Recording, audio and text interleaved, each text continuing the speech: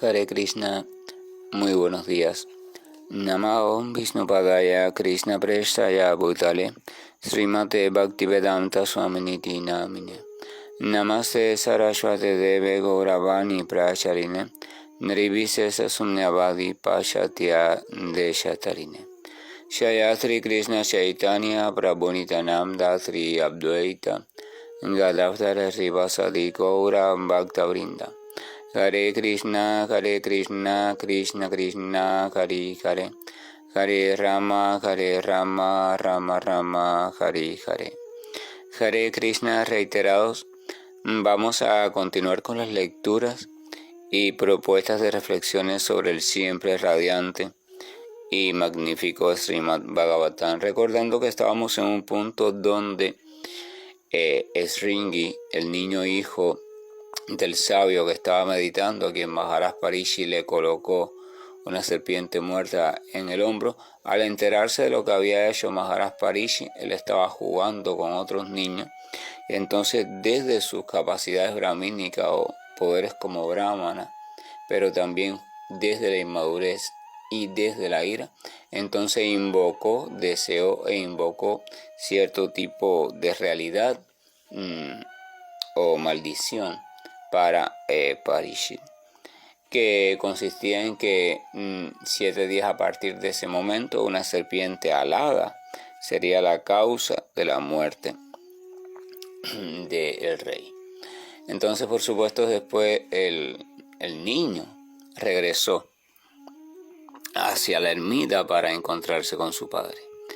Dice el texto: después, cuando el niño regresó a la ermita, vio que su padre tenía una serpiente sobre el hombro y debido a su congoja se puso a llorar a gritos. Oh Brahmanas, el Rishi, el gran sabio, quien había nacido en la familia de Angira Muni, al escuchar a su hijo llorando, abrió los ojos gradualmente y vio la serpiente muerta que tenía alrededor del cuello. Él arrojó a un lado la serpiente muerta y le preguntó a su hijo por qué estaba llorando, que si alguien le había hecho daño. Al escuchar esto, el niño le explicó lo que había ocurrido. El padre escuchó de labios de su hijo que el rey había sido maldecido, aunque nunca debió haber sido condenado, pues era el mejor entre los seres humanos. El Rishi no congratuló a su hijo, sino que por el contrario comenzó a arrepentirse, diciendo: ¡ay de mí! ¿Qué acto tan pecaminoso ha realizado mi hijo? Él ha impuesto un castigo muy severo por una ofensa insignificante. El niño llegó, vio a su padre allí con una serpiente muerta enroscada al cuello y comenzó a llorar. El padre, un poco aún desde su meditación, de alguna forma fue escuchando los quejidos profundos del niño y comenzó a volver a sus sentidos externos, o sea, comenzó a abrir los ojos lentamente.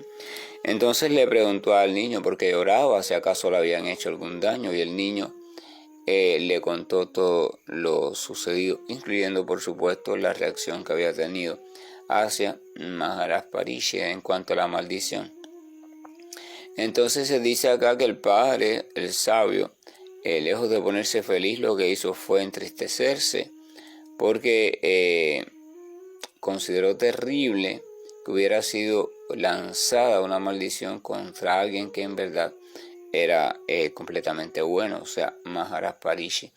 Y es sobre todo terrible porque había sido una maldición injusta, o sea, había sido algo muy grave, una sentencia muy grave para un hecho tan insignificante. Aquí vemos también una cuestión importante, o sea, el sabio no presta ni siquiera la menor atención a la conducta de Maharaj Parishi. Esto da crédito de algo. Primero que nada, las grandes personalidades trascienden el concepto o la dicotomía, la dualidad de lo que es ensalzamiento, o sea, cuando te alaban, o lo que es supuestamente la vergüenza. O sea, para él, el hecho de que alguien le hubiera colocado una serpiente muerta sobre el hombro o alrededor del cuello no significaba ni una alabanza ni una falta de respeto. Simplemente era un hecho y ya. La dualidad existe simplemente en la mente, mientras que estamos en el plano de lo comparativo, o sea, donde nos enseñan progresivamente a clasificar las cosas como buenas o malas, entonces siempre vamos a ser, de hecho, esclavos de la dualidad. Y esa esclavitud de esa dualidad es la que va a ir condicionando todo en lo que llamamos nuestra vida, desde nuestros estados de ánimo, nuestros tipos de respuesta, conductas, sentimientos, emociones. Todo va a estar simplemente controlado por esta cuestión de cómo yo clasifico algo. Lo clasifico como bueno, lo clasifico como malo, lo clasifico como pecaminoso, lo clasifico como virtuoso, lo clasifico en Bhagavad Gita, y así también a lo largo de toda la literatura sagrada auténtica. Siempre el Señor Supremo o representantes del Señor Supremo o personalidades que se están acercándose a los planos elevados de conciencia se dan cuenta de este hecho y entonces comprenden que eso es una gran esclavitud que simplemente limita y mantiene subyugado y engañado a la entidad viviente, en tanto le va condicionando a hacer cuestiones bastante estrechas, o sea, le va negando un poco ver la variedad de opciones que tiene. Por eso en Bhagavad Gita Krishna le dice a Arjuna que tiene que trascender la dualidad. Primero le habla de cómo las personas liberadas, los grandes trascendentalistas, han trascendido el mundo o el plano de la dualidad, el plano de la clasificación, y no de la clasificación, sino el plano de la subyugación a dicha clasificación. O sea, él le explica que tiene que trascender. Ahora, este trascender de la dualidad también implica el trascender de la dualidad de los sentidos.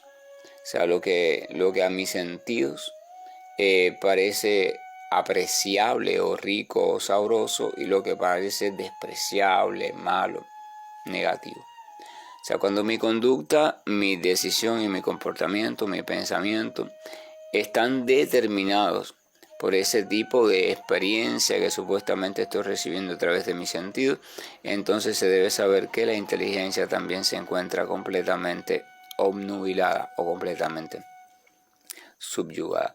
En tanto hay intermediarios que están perturbando mi capacidad de enjuiciamiento, o sea, mi capacidad de pensamiento, mi capacidad de tratar de comprender qué es lo que está sucediendo, y por tanto también la respuesta va a estar perturbada.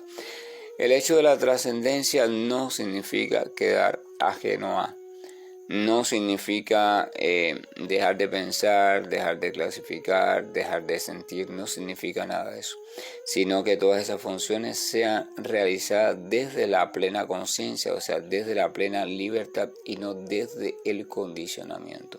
El condicionamiento siempre implica una acción automática, ya sea un pensamiento automático, una clasificación automática. Por tanto, si es automático, no hay inteligencia interviniendo en el asunto, y si no hay inteligencia interviniendo en el asunto, debe considerarse que tampoco se está haciendo el proceso de modo consciente. O sea, sino que se ha puesto el proceso en manos de la mente y sus recursos de automatización. Entonces ahí está el sabio tranquilo, no entiende por qué el niño armó tanto alboroto por ese simple hecho.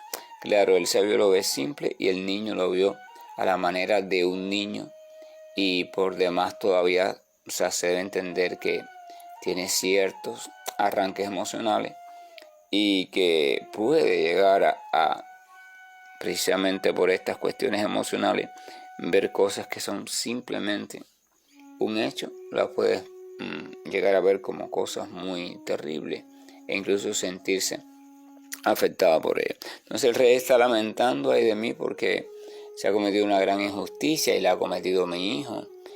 Y es la injusticia de culpar y castigar de un modo muy terrible a alguien que no es culpable de nada, y aún así, aunque fuera culpable, el supuesto crimen es una ligereza en comparación con el castigo que le han colocado. Continúa el texto: oh hijo mío, tienes una inteligencia inmadura todavía, y por eso no sabes que el rey, que es el mejor de los seres humanos, es como la personalidad de Dios. A él nunca se le debe poner en el mismo nivel que los hombres comunes. Los ciudadanos del Estado viven con prosperidad gracias a la protección que les brinda su insuperable valor.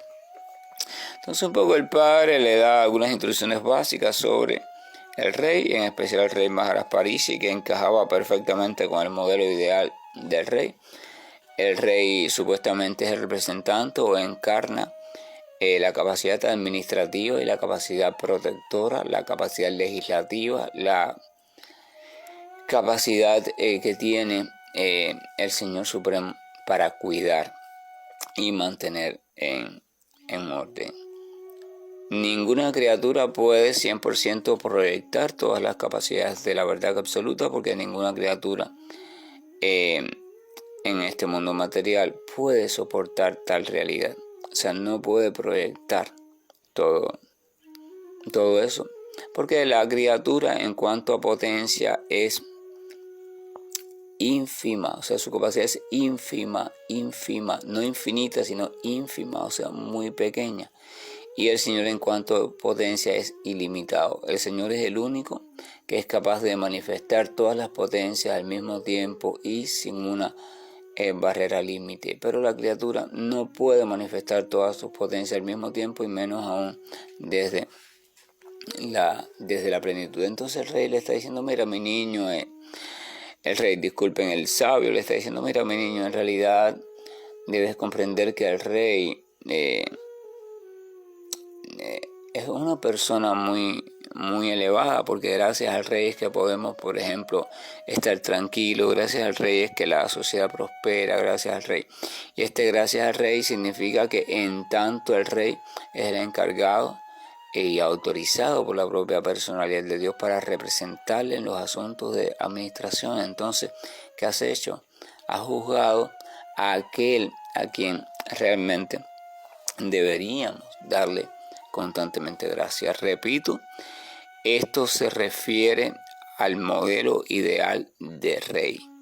No instituye que uno deba pensar eso o deba comportarse de esa manera frente a cualquiera que ostente la postura o la categoría social de rey, de presidente o cuestiones así. Una cosa es participar de una supuesta categoría y otra cosa es reunir en sí las cualidades que el modelo categórico original espera que la persona cumpla.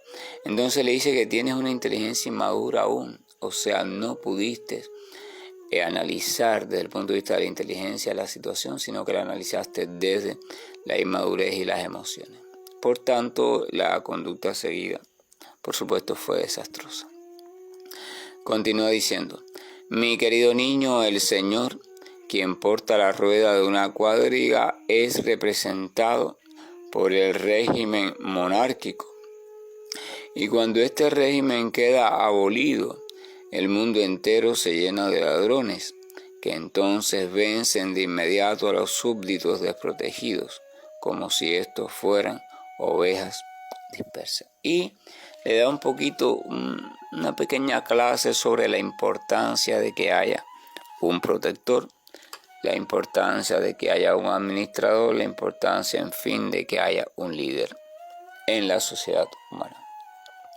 La sociedad humana está compuesta por diversas criaturas, por supuesto, en este caso con forma o viviendo desde un cuerpo de ser humano que, aunque son variados también en diferentes formas y tendencias, reúnen básicamente las mismas cualidades. Pero debido a la variedad de esas tendencias, debido a la variedad de caracteres y debido a la variedad de deseos en potencia que tiene cada uno de esos seres humanos, entonces la sociedad, desde esa gran variedad, necesita de alguien o de algo, un mecanismo y una persona o varias personas que se dediquen a, desde la comprensión profunda y armados también por la compasión y la misericordia, o sea, el visto bueno del Señor, se dedique a ensamblar o mantener toda esa maquinaria tan compleja funcionando adecuadamente, de tal modo que la maquinaria en sí pueda prosperar. O sea, la maquinaria en sí pueda funcionar cada vez de un modo más eficiente y más efectivo. O sea, eso es necesario. En ese sentido, se debe comprender, por ejemplo, que la famosa y utópica democracia perfecta no existe, no puede existir en este mundo, porque eso implica que todos los elementos de una sociedad tengan la capacidad adecuada, o al menos hayan desarrollado la capacidad adecuada para, desde la lucidez, desde la inteligencia, emitir un criterio que tribute al verdadero bien social. O sea, solamente así sería práctico el hecho de la perfecta democracia. Recuerdo una vez un libertador, uno de los libertadores de América registrados en la historia, San Martín, explicaba que el ser humano no sabe qué hacer con la libertad. O sea, no se le puede simplemente decir eres libre y ya, no tienes que guiarte por nada, no tienes que guiarte por nadie, porque él no sabe cómo utilizar esa libertad, porque lo que va a hacer por naturaleza es un primer impulso, es tratar de satisfacer todas sus tendencias, todas sus cosas reprimidas. O sea, va a ir de un extremo a otro extremo. Y eso, por supuesto, va a causar un desastre social, no va a causar realmente un funcionamiento superior y armónico a nivel social. Por eso en el Varnashram Dharma, en la institución de un intento de organización científica de la sociedad, en los Vedas se instituye la figura del rey y la figura del kshatriya. El rey es el mejor de los kshatriyas o el mejor de los guerreros. Siempre el rey estaba vinculado a un guerrero. Podría tener cualidades de sabiduría en cuanto a las cuestiones de la vida, la ciencia, etcétera, etcétera, pero sus cualidades predominantes eran las cualidades de guerrero: valentía, justicia, cuestiones así, preocupación, incluso compasión. Entonces es necesario una figura, y es necesario al mismo tiempo un mecanismo conocido como la legislatura, o conocido en sánscrito también como el dharma. O sea, algo que rija, que guíe, que oriente el comportamiento general social y el comportamiento también individual, en tanto la criatura se va transformando y se va purificando. O sea, en tanto se va quedando sin todas aquellas tendencias que le empujan hacia un desvío en su evolución o que le hacen degradarse. Esa es la función básica y práctica de la necesidad de que exista siempre un orden y un ordenador. En tanto también por eso se habla del rey como representante de la capacidad organizativa y protectora del Señor Supremo. Se entiende que el Señor Supremo tiene capacidad protectora, tiene capacidad organizativa y la ejecuta. Pero en el mundo material, dado que Él no está presente directamente, se necesita de un representante que cumpla también con esa función. No la va a cumplir a la misma magnitud o misma perfección que el propio Señor, pero sí está guiado por la propia gracia y guiado también por las bendiciones. Él va a ser capaz de hacerlo de la mejor manera posible, teniendo en cuenta, por supuesto, siempre sus limitaciones, así también como las cualidades de los tiempos y de la época. Continúa acá diciendo: a causa de la terminación de los regímenes monárquicos y a que truhanes y ladrones robarán la riqueza de la gente, habrá grandes desórdenes sociales. La gente será herida y matada, y los animales y las mujeres serán robados y violentados. Y nosotros seremos responsables de todos esos pecados.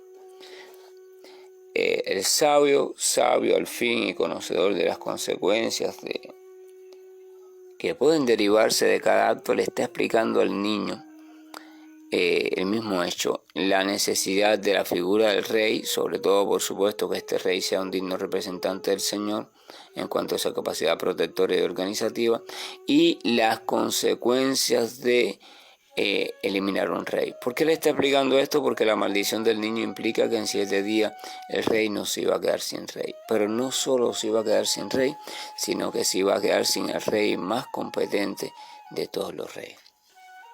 Entonces le está diciendo, mira, cuando ese rey falte tan competente, entonces por supuesto tú no lo sabes ni lo has pensado, pero va a suceder esto. Al faltar el organizador, al faltar aquel que mantiene, como se dice vulgarmente, a raya las ciertas tendencias destructivas que tiene la propia criatura en su inmadurez y desde su sueño y lujuria, entonces la sociedad progresivamente se va a volver un desastre, desarmónica, y no va a haber quien mantenga controlados esas tendencias. Entonces los ladrones, los usurpadores, los violadores, los asesinos van a empezar a fomentarse porque no hay quien los controle. La sociedad se va a volver un desastre, entonces las mujeres, los niños, todo el mundo en sentido general no va a poder vivir en paz. Y cuando una sociedad no puede vivir en paz ni de manera armónica, evidentemente no evoluciona, sino que se vuelve como la manifestación del propio infierno, donde los demonios comienzan a predominar, y más que a predominar, a subyugar a todas las demás criaturas. Y termina ahí este texto diciendo: y nosotros seremos responsables de todos esos pecados. O sea, le está haciendo ver que todo ese desastre que podrá venir, que durará muchos siglos, va a ser responsabilidad de ellos.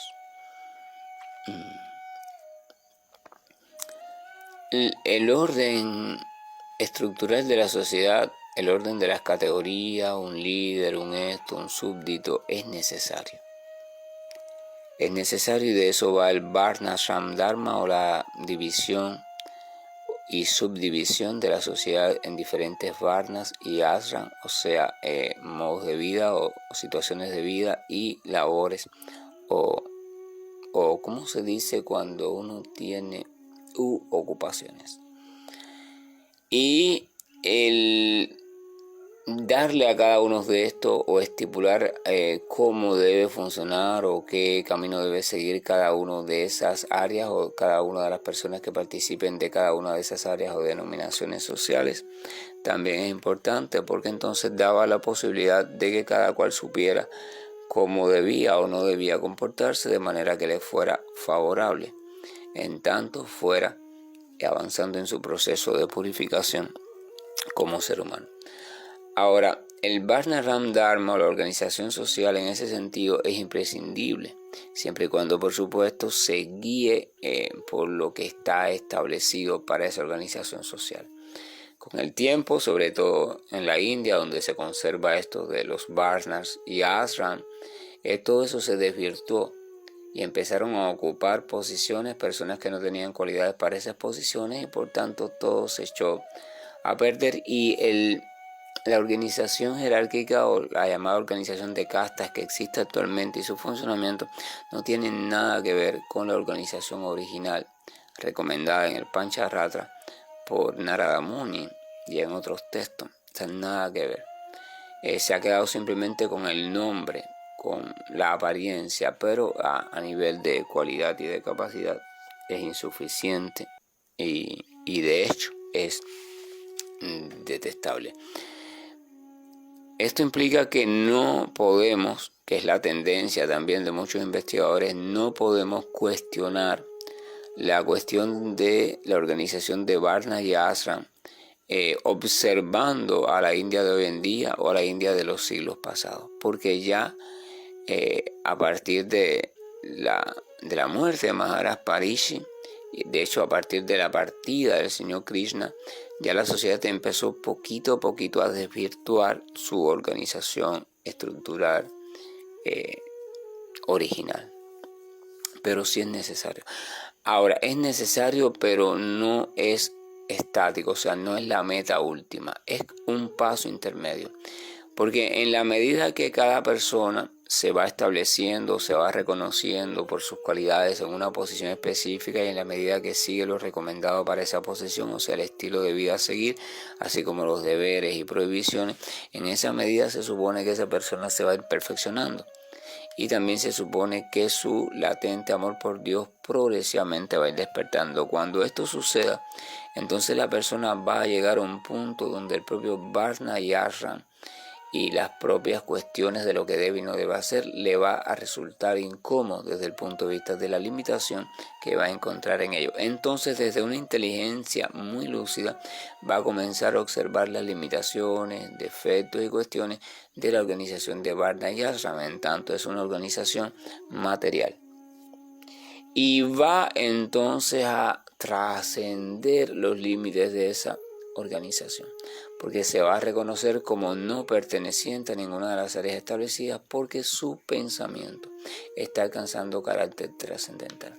Y entonces es que comienza la verdadera investigación o el verdadero autorreconocimiento, básicamente trascendental. Y ahí viene. Entonces el Varna y Ashram llega un momento en que va quedando atrás. Por eso es que los trascendentalistas no se reconocen en ningún ashram. O sea, no se reconocen en el ashram de estudiantes célibes, no se reconocen en el ashram de casados, no se reconocen en el ashram de retirados, ni en el ashram de renunciantes. Así como tampoco se reconocen como brahmanas, como kshatriyas, o sea, como sabios estudiosos, tampoco como guerreros administradores, tampoco como productores economistas, comerciantes, ni tampoco como, como obreros. Ellos simplemente no se reconocen como nada de eso, se reconocen como fragmentos de la verdad absoluta, se reconocen como chispas del gran fuego y quieren cumplir o realizar ese objetivo o esa identidad o esa posición, y se encaminan de forma determinada a ese logro. O sea, se encaminan en lo que llamamos literalmente la trascendencia, pero es innegable que es necesario mantener el nivel organizativo social. Lo que es el nivel organizativo tiene que estar representado, tiene que estar cuidado por verdaderos líderes en todo sentido. Verdaderos brahmanas, o sea, que sean veraces, o sea, que hablen con una palabra siempre cierta, que todo lo que digan sean cierto, que tengan cualidades de limpieza externa e interna, que sean compasivos, que sean misericordiosos, por naturaleza propia y no por apariencia. O sea, esos son los brahmanas, que ahí incluye todos los estudiosos y sobre todo los estudiosos de la trascendencia, los que son encargados de guiar en las cuestiones del Dharma a la sociedad y a los líderes sociales. Una sociedad también compuesta y guiada por líderes adecuados desde el punto de vista de lo legislativo, desde el punto de vista de lo gubernamental, que sean justos, que sean valientes, que sean íntegros, que también sean, por supuesto, sinceros, que también tengan rasgos de compasión, rasgos de misericordia, que sean organizados, que sean imparciales para que puedan enjuiciar adecuadamente, que sean intolerantes frente a aquello que puede afectar el orden social desde el punto de vista adecuado, o sea, desde el buen entendimiento del mismo.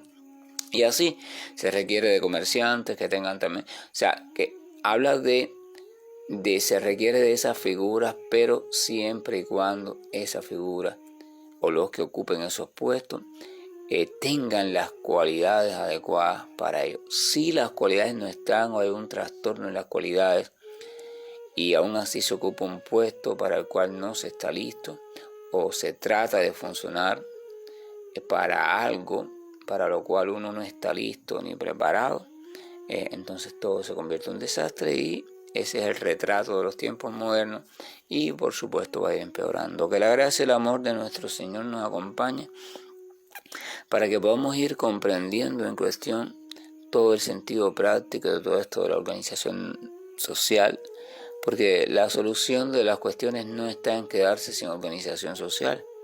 En todo caso, desde un punto de vista, una perspectiva social o desde una perspectiva de estudios de la sociedad, la cuestión estaría en que cada área o cada departamento social esté ocupada por personas que realmente den crédito de la presencia en ellos de las cualidades que ese departamento requiere. Es como un médico, usted puede tratar de estudiar medicina, puede ser muy brillante en cuanto a su capacidad de estudio, pero si usted no tiene cualidades para médico, o sea, empatía, misericordia, compasión, prontitud, desinterés, cosas así, entonces usted nunca va a llegar a ser el médico modelo, el médico original o aquello que se espera de un médico. Lo mismo sucede con todo lo demás. Hare Krishna, buen día, y estoy finalizando la grabación. Krishna Krishna Krishna Shri Krishna Govind Hare Murari Janat Narayan Vasudeva Shri Krishna Govind